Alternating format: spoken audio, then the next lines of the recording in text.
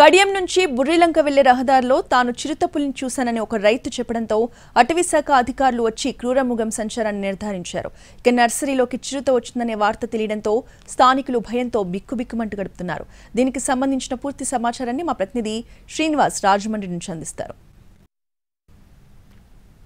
చిరుతపులి సంచారం రాజమండ్రి రూరల్ నియోజకవర్గంలోని కడియం నర్సరీ రైతులను వణికించడం జరుగుతుంది. ఇక్కడ అందరూ కూడా భయంతో వణికిపోతున్న పరిస్థితి. అయితే రాత్రి నుంచి కూడా వీళ్ళందరూ కూడా ఈ ప్రాంతంలోనే పులి సంచరించింది అనేది తెలుసుకున్న తర్వాత వీళ్ళందరూ కూడా ఇక్కడ ఎవరు కూడా లేకుండా నర్సరీలన్నీ కూడా ఖాళీ చేసి వెళ్ళిపోవడం జరిగింది. మళ్ళీ ఉదయం ఇప్పుడు వచ్చి వీళ్ళందరూ కూడా రావడం జరిగింది. అయితే ఇక్కడ చిరుతపులి సంచరిస్తుండగా మొట్టమొదటిసారిగా చూసింది ఇక్కడ మధువర్మ అని చెప్పి ఇక్కడ ఉన్నారు ఆయన నర్సరీ రైతు.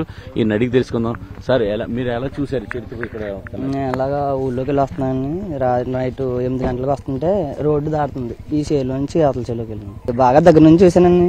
చూడటంతో దాన్ని ముందు సరిగ్గా చూడలేదు, కుక్క ఏమన్నా అనుకున్నాను. తర్వాత సరిగ్గా చూస్తే పూలని ఇంకా వెంటనే తిప్పుకుని వెళ్ళిపోయిన పని తిప్పుకుని. చిరుతపులి అనేనా రాజమండ్రిలో ఏ వార్తలు వస్తున్నాయని చెప్పి? కాదండి, పులిని నేను క్లియర్ గా చూసాను. దాని తర్వాత అట్లా పాత ఇలా ఎవరు నమ్మకపోతే అలా చూద్దాం అన్నాడని తీసుకెళ్లి అడుగులు ఉన్నాయి, అడుగులు చూసారండి. అప్పుడు ఆఫీసర్లకి ఫోన్ చేసి ఇలాగా ఈ ఫోటోలు పెట్టాము, వాళ్ళు వచ్చి చూసుకున్నారు, కన్ఫర్మ్ చేశారండి. పులి అంటే అందరికీ భయం అండి, మీకు తెలియదు. ఈ డిపార్ట్మెంట్ వాళ్ళు తొందరగా పట్టుకోమని మేము అనుకుంటున్నామండి.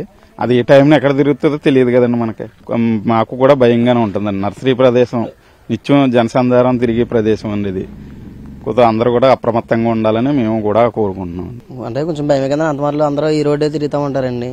ఇటు ఇలా ఊళ్ళోకి వెళ్ళాలని ఈ రోడ్డే, దానివల్ల కొంచెం భయమే కదండి. ఎవరైనా తిరగాలన్నా ఇబ్బందేనండి. ఈ 10 రోజులు కొంచెం సేలుకి రావాలని చేయాలని ఇబ్బందిగా ఉంటుంది. 11ంటికి ఫోన్ చేసి ఇలాగా చిరుతపులి వచ్చింది అవసరం కాలనీలోకి అంటే అప్పటి నుంచి మళ్ళీ భయంగా పొద్దున్నే మళ్ళీ ఇక్కడికి రావడం జరిగింది. ఇటు సైడ్ నుంచి కడియం నుంచి రావచ్చి ఇలా వెళ్ళిందని చెప్పారండి. అప్పుడు మళ్ళీ కుర్రోళ్ళు అందరూ వచ్చి మళ్ళీ చూడడం జరిగింది.